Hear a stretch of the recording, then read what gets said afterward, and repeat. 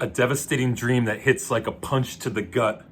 A scintillating duet and a wintry, tortured monster of a song. The pairing of Swift and Bon Iver's Justin Vernon, a minor miracle of 2020. A stormy duet and a tortured call and response between estranged lovers. And resonates due to its sense of reality. The track is the grandest highlight of folklore. The production is a sweeping cinematic panorama. It is one of Swift's most arresting collaborations to date. The song is basically about the death of a relationship and a little bit of betrayal and a question of loyalty. This is for you, Enneagram 6s, Exile by Taylor Swift, who has that light lyrical soprano and a low registered baritone of Justin Vernon from Bon Iver. We have both characters in this duet looking for a bit of loyalty and understanding about what will make us feel both safe in a relationship and secure. But there's miscommunications, there's loss, there's an emotional stalemate. They're actually singing over each other at times to represent that there's a battle going on, a confrontation with each other. Each side feeling abandoned and betrayed, and wanting to feel like a dialogue will take them to the next place. And there's a cinematic tone that this emotional distance is building towards some kind of escalated moment of decision.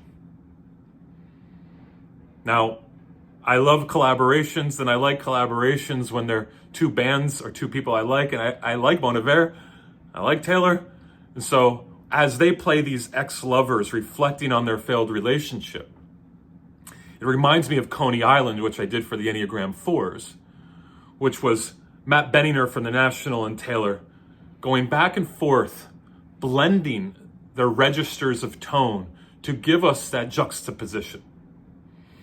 But I love that the song is minimal. It's kind of an indie folk ballad and has a little gospel tone, a little pop tone to it. And it's melancholy. It's about loss. It's about death. And I think that 6s, although they might not call it this, are worried about the deaths in their life. The things that can go wrong that will signify an end. That the emotional activity that happens pre-loss, or when something bad doesn't happen, the anxiety that's kicked up, the fear that's kicked up, if they are to be healthy, they have to be patient with and have an appropriate, balanced look at it so that they don't get taken into the vortex of loss before they even lose anything. Speaking of loss, it was Kathy Anderson. That was my first romantic betrayal. I was in 6th grade. We were in Mohawk Park, beautiful park in New Jersey, and I had my first real kiss with her there. My second kiss, where I tried to use my tongue, that didn't go as well. I kind of wrapped my whole mouth around her lips. She kept them closed. I opened mine and tried to wedge my tongue in there, and well, that was really the beginning of the downfall, I think.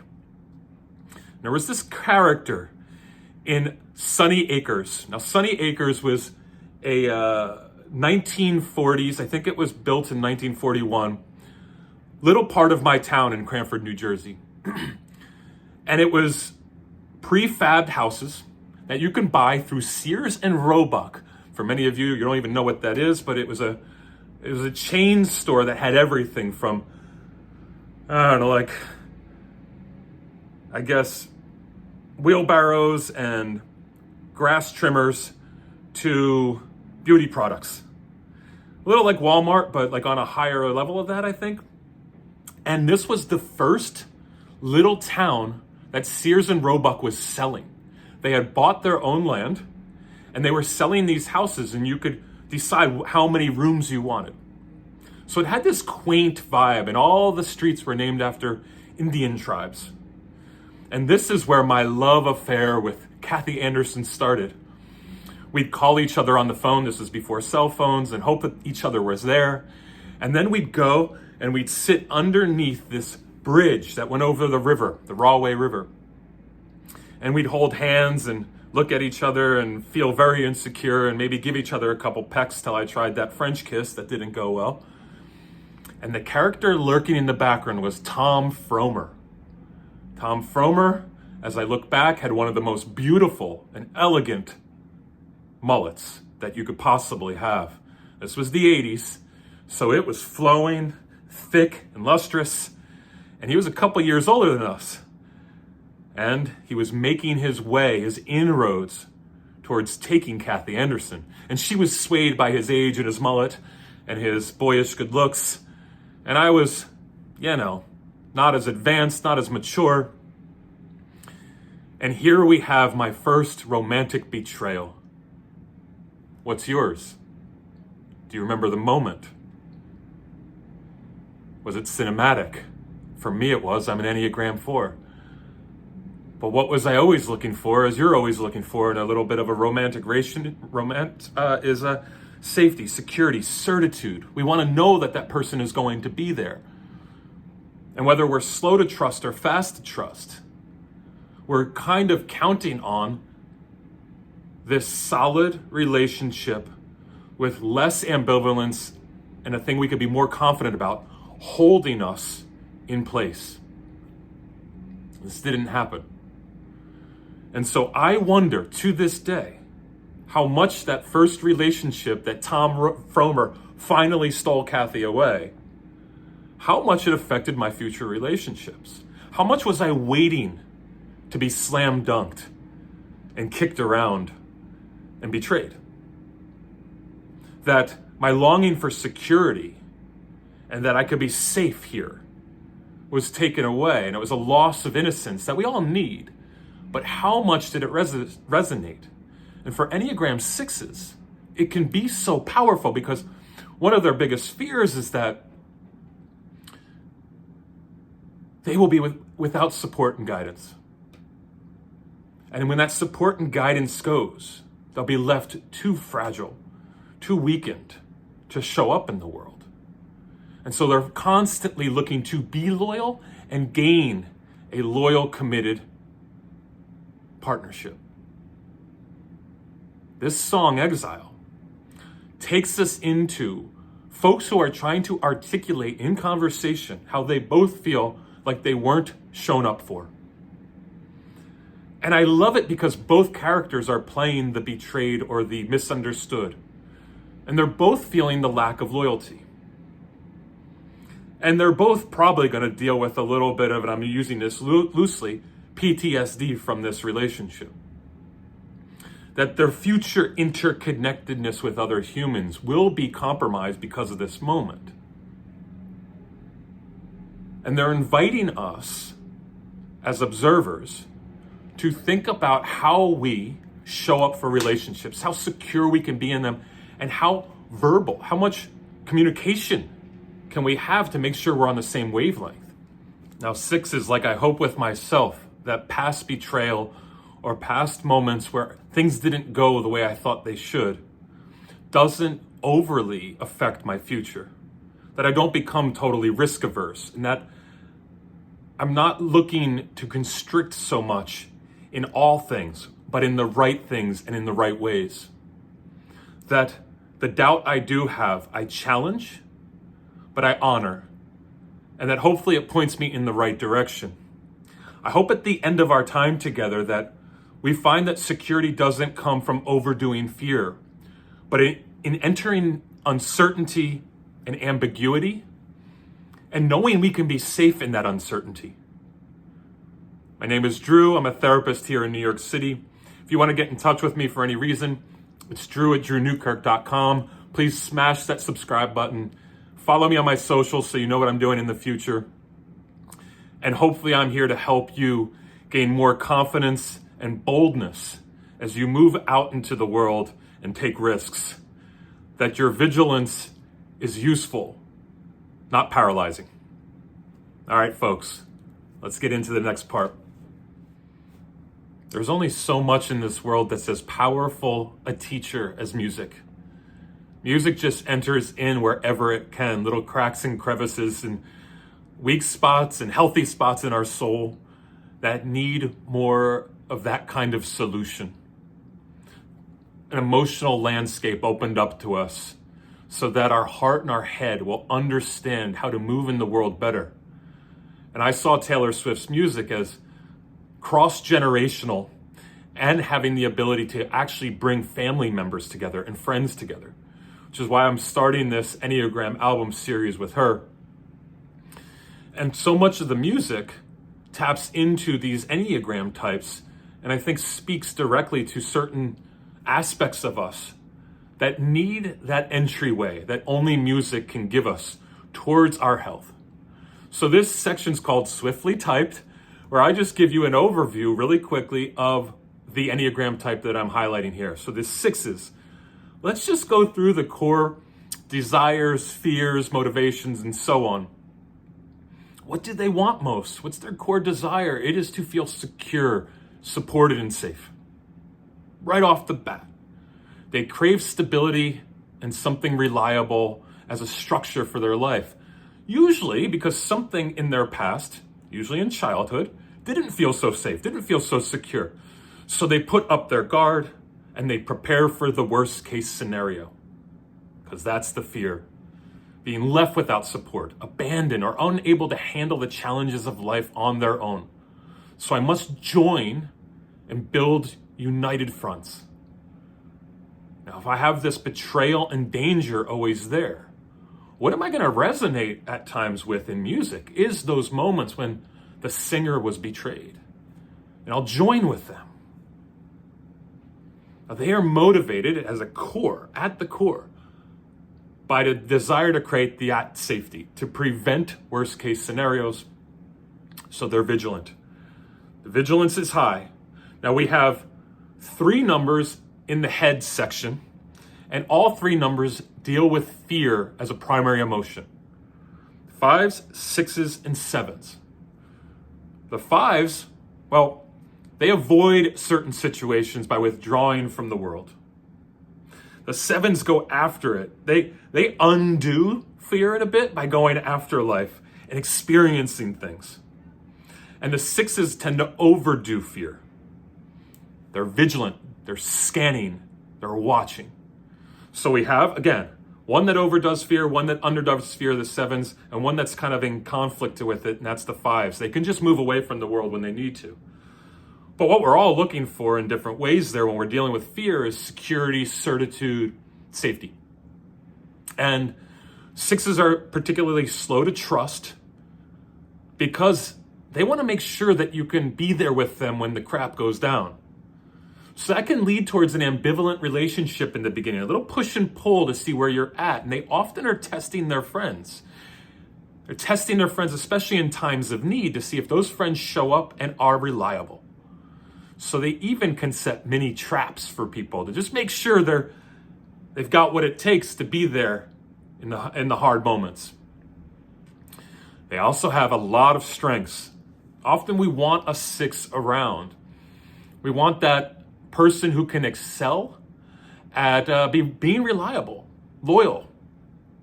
We need a couple of those characters that are team players, that want to show up and critically anticipate a lot of potential problems. As a 4, I can sometimes live in fantasy, in the ideal, in a future that will probably go right for me. Now there's this undercurrent of doubt, but it's nice to have a 6 around and just poke some holes in some things to ensure that maybe I've covered a number of my bases, that the situation I'm committing to, I'll have the goods to go after it because I've thought about those worst case scenarios. But when they are healthy, my friends, they are advocates, they're compassionate, they're empathetic, they're attentive to what our story is going to be. They're present. They're part of the characters that are more present in the moment, not overly in the future or in the past. So we love those dutiful characters. And again, when they're healthy, they're calm in crisis because they've already planned for the problems. We need those characters too, those resilient, empathetic, present, and rooted characters when problems hit. When, as they say, the shit hits the fan. So, as I navigate sixes, one of the things I look for is that they have a healthy hindsight. They look at the past and aren't ruled by it if problems happened in the past. And they have a fortuitous forecasting. They're still positive about the future, but they're making sure that they've poked some holes and that the anxiety they have or the worry they have, maybe anxiety being the extreme version, but the worry, the fear, has rewards attached to it. There's responsibility with that fear. Now, what do they struggle with? Again, anxiety and overthinking. So that's the rub. That's that hook that they can be put into a position of paralysis. We often think of sixes as procrastinators. One reason is they don't want too much attention on themselves. It makes them vulnerable. So me doing YouTubes, there's plenty of sixes out there doing YouTubes, but they might do maybe a bit more preparing beforehand for the responses the audience will give, because they don't want to be vulnerable to attack. Where I might not give as much, and maybe I just avoid looking at responses or somehow buoy my spirit into rejecting the rejectors. But know that procrastination is often about a fear of rejection, a fear of being on the stage and being vulnerable. And so success for sixes can be really scary, because what if that puts me in a position of being critiqued and analyzed and then seen as a failure? They already have the possibility of being in a place of anxiety, so this just amps it up. And if I go perform in the world, people might depend on me, and then the stakes are raised. So often they're a good support system, sometimes not leading the charge. That does not mean that sixes can't be leaders. It's just that it might be a harder thing for them to step into that place. Remember that ones, twos, and sixes are part of a grouping that are compliant types. They go along with. They are supportive. They move with people, not against them. And they often want to find the characters, the leaders that they trust, so they can support them from behind. Struggling to trust ourselves is such a pain in the ass. We rely heavily on external validation or guidance when we can't trust ourselves. So it is a difficulty for sixes in that moment, where they then can possibly move into excessively avoiding risk and overcommitting to relationships and causes in which there's already momentum, or those people can take care of that role. Let's talk about relationship styles. They're often looking for the authorities who they can get into relationship, because there's a lot of energy there. And that movement they can get in part of, but they don't have to be relied on to be the primary leaders in. But they are deeply loyal when they are in. They might be the people who will never leave the cause because they have so much fidelity there. One of the things in relationships that I see in sixes is that they love open communication. They want you to know where they're at, and they want to know where you're at. Again, it builds more security and it deepens loyalty. So in the song Exile, we have two characters that are talking over themselves. They're not hearing each other well, which would be really hard for sixes. That because they're preparing for the worst at times, if we talk things out and understand each other better, it makes me more secure and able to be more confident and to take more risks. So the alliance brings safety. And when we look for those authorities, we're making sure that they are clear, that their motives are pure. At least we're trying to find out if we're a six. But what's going to be a common trigger? If authority is obtuse or they're giving us mixed signals, not good. Be clear, sir. Be clear, ma'am. I need that clarity. If I'm going to take risks with you, I need a safety net. So make sure you give me a safety net here. And in that, they have to trust their wisdom at times. They have to find out on the spectrum of health where they're at, and if they are properly evaluating people and environments. Because often they are. somewhere. There's something they're picking up on.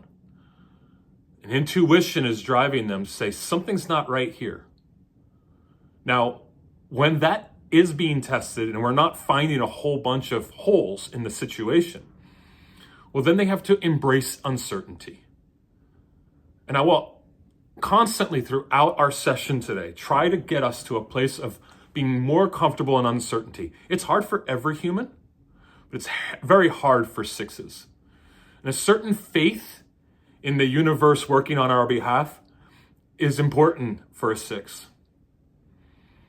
If they're overly scanning about how they're going to get crushed by the world,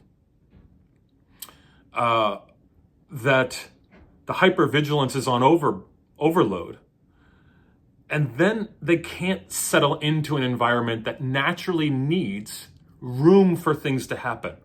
An uncertain environment that we can allow things to enter in and make them better than what they would be otherwise. When you're responding to stress, think about this, sixes. We might look at a six and not think they're a six because they actually go after things pretty boldly and aggressively, and they look strong and bold. Well, there's phobic sixes and counterphobic sixes. The counterphobic six will really go after things. They'll confront fears head on and attempt to overcome them, where the phobic type are a bit more of the obvious one, where they're withdrawn or avoiding confrontation. So you might look at a six and think that they are not dealing with fear, but they might just be bypassing it by being assertive and aggressive. And that's a subtype of a six called the sexual six or the one-on-one six that live life in risk and danger because they're so afraid of it. It actually feels more safe to go after it. So often sixes can be very confusing. We don't see certain sixes as six, they look like something else. But one thing to think about when we add the subtypes, and please understand the subtypes, I do a whole video on every number's subtypes. They're so important because sixes will look like three different numbers when you apply the subtype, when you think about how the subtype plays out in a relationship. But ultimately, guys, with this swiftly typed part, living in uncertainty, finding some peace, finding balance between security and the willingness to embrace vulnerability, to building self-trust and learning to relax your vigilance a bit and experience moments in the present with a certain level of ease, honoring your fear, but not giving it too much of a platform to dictate how things happen.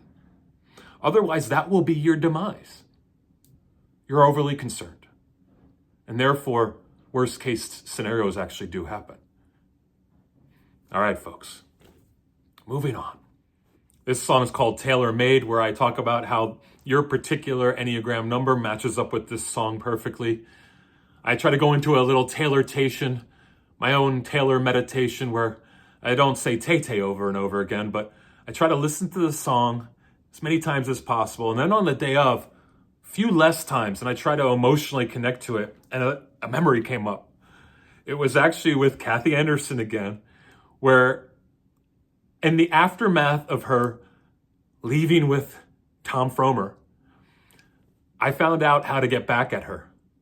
I'd heard this little rumor that she had bad breath. Now, I never experienced it myself, but some of the mean girls were calling her rat breath. And so I perpetuated the myth of rat breath and started telling people her name was rat breath now, and it caught on. I got pulled into the principal's office. Her mom got involved. My mom got involved. And ultimately, as sixth grade scenarios go, it faded. But as a good guy, I remember the darkness in myself for years after. And at 30 years old, I got back in touch with her on Facebook and apologized for that moment. Now, she said she didn't remember it. Who knows if she did? But the reason I connected to this song is because the two characters, played by Justin Vernon from Bon Iver and Taylor, lead one lyric off in a similar way. And it's this. He starts off the song right at the bat I could see you standing, honey, with his arms around your body. And essentially he sees the woman moving on. She's with another guy. And now she's laughing at his jokes, but he thinks this is all facade. This is phony. That Taylor is still remembering him, but with this other person as a way to move on, and that it's hollow and performative. And whether that's perception or reality, we've all been there. We think that we still consume the mind of the person that we are now no longer in relationship with because we feel unseen, maybe unlovable. We have a bitterness about how this ended and still a longing. And so we look at a thing and see it as something to accuse, that we're nostalgic for it still, and there's a lingering attachment. And so I must break it a bit by downgrading it. And so she has this lyric later that is, I can see you staring, honey, like he's just your understudy. This idea that I fought for you at one point, and you fought for me, and now you're with the understudy. You're with somebody who's not the lead character. I'm the lead character. You've left me for something second best. Now, what do we know about sixes is they're vigilant, they're watching. Some level they feel responsible for this thing breaking up, but we also want to not feel like we missed all of the signs. Because the lyric reverberates throughout the song, you never gave a warning sign. So the original lyric that I started talking about reflects being abandoned and replaced, and now someone is being relied upon for emotional connection where I was that person, and I feel diminished in that. And I'm kind of suspicious, because I'm a 6, I got that suspicion in me, that this isn't a thing that actually has the goods. You've found a replacement, but I'm really the one you're thinking about. But then in that lyric, you never gave us warning. It's like, what do 6s want? Reassurance, clarity. Why didn't I see this coming? Their need for certainty makes the times that they weren't vigilant enough feel like there's some kind of thing broken inside of them. I didn't detect the signs of instability or possible betrayal. And now they're a bit apprehensive about how to move forward. Because if this special gift of mine to see and to watch and to notice isn't on point, isn't reliable, I'm not in good collaboration with it, then where will I be slam dunked in the future? How will I be kicked in the goal so hard that I'll lose pressure? Maybe they double on the hypervigilance, trying to detect signs in any relationship they move on in. And that's the warning I gave about this Kathy Anderson scenario. Even though it's 6th grade, how much did that affect me moving forward? Did I get over it? Now there's this other lyric. You didn't hear me out. What do loyalists crave? The 6 is a loyalist. They crave that emotional security that comes from direct communication, to seek relationships that are plain and true, and we are honest with each other. Now, what can happen, though, is projection. Now, that's one of the defense mechanisms of a 6. And this is where I think in those first few lyrics by Justin, we get that, hey, I can see you staring, honey. And you have your arms around somebody. But their joke isn't really funny. I could tell, you can tell, but you're laughing anyway because you're fooling yourself. And in projection, we see the limitations and the weakness of our defense. That we punish others for something we're feeling. We might feel angry and then tell our friend, why are you so angry? We might feel shame and say something shameful to a friend. We're putting our stuff on other people. And so the 6 in this scenario, if they're both 6s, I'm playing that out as a kind of a fantasy for our Enneagram exercise, that they're thinking this other new relationship isn't what it could be or should be, because I was really the character that was reliable and loyal and true. And now I'm projecting on you falsehood. Because I'm actually insecure that I can be that person. And so I'm looking at your relationship and saying, this is all bullshit. It's a way of actually feeling like I don't have what it takes, so they must not have what it takes.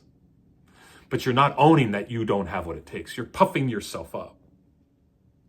Because, in a sense, you're in exile now.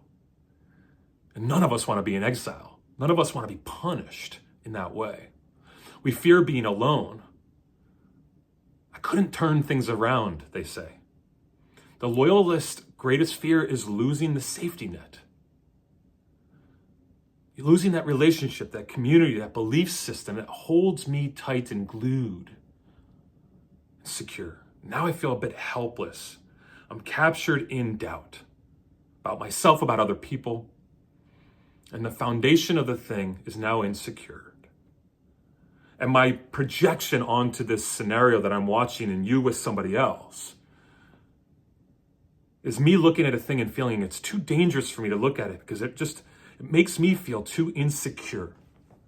And I might misinterpret now that you really aren't connected to this person because I don't feel like somebody might want to connect with me again. And the growth process and how we can reflect on this song is to know that life is about this uncertainty. That we have to laugh at ourselves a little bit, have some humor. That we are so hyper intensely vigilant. In a sense, we've made ourselves pretty big in the world. And that we've put expectations on others that are too massive for them. That actually that can crumble the relationship because they have too much responsibility to our well-being. And that push and pull we feel, actually, if we owned it, we feel a bit dependent to others in life. And so a good 6 will start to have some humor and actually remind themselves that they're small in the world. That they've given so much attention to every little thing that can happen, especially in relationship, that can actually crumble a relationship. And maybe the healthy thing is to think ourselves a bit smaller, not insignificant, but not so significant, and the scenario not so significant. It's a tricky thing to do because we all tend to do this. 6s just do it in their way. And the way I want to end this is actually looking at another song. We have this other musician here, Justin Vernon, who I think is important to us. My favorite song by Bon Iver is Halocene. Beautiful video that's filmed in Iceland, which is one of my favorite places. And it's really about the world being pretty big and us being pretty small in it, which actually can free us up. So I want to go into that song as actually a meditation for 6s to work through some of the intensity they put on a relationship to safeguard them. That it can be a solution. It's the first time I'm doing this in any of my videos on the Taylor Swift songs, is adding this other song as a solution. But I think it's such a beautiful and meditative song to ease the spirit. So let's get into it. I used the title Endgame, Taylor Swift's song, as our conclusionary punctuation. That we all have to find our endgame in our Enneagram story and then start the story over the next day. And each time we have an endgame, an end of the day reflection, we're looking for healing and growth. And that's what the Enneagram does so well.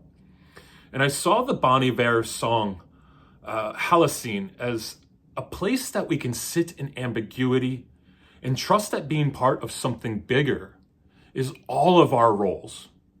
But for the 6, as they explore their fear and their doubt and long for stability, they can find lessons in this song. And there's something peaceful I find about it. Although it is a song of self-doubt and dealing with our smallness, it's also about interconnectedness without so much pressure being put on it. The song has an existential reflection that the lyric, at once I knew I was not magnificent is not a demeaning lyric. It is not something that says we are not important. It's saying that I can find freedom in realizing that I'm part of something larger than myself, and there's humility in that. That all of the doubts I have about who's going to protect me are not wrong, but maybe overinflated. And that I can work day in and day out to ease the pressure I put on other people and the fear I have moving into different situations. That life is imperfect and uncertain. Wherever we have existential doubt, which is reflected in this song, we have death. We're all afraid of death so much. But I mean every kind of death. The little deaths when we are not loved back in the way we want to be, that somebody betrays our trust. And we're learning to celebrate life even though those moments are happening. And that they're often transitionary points for us to grow and develop.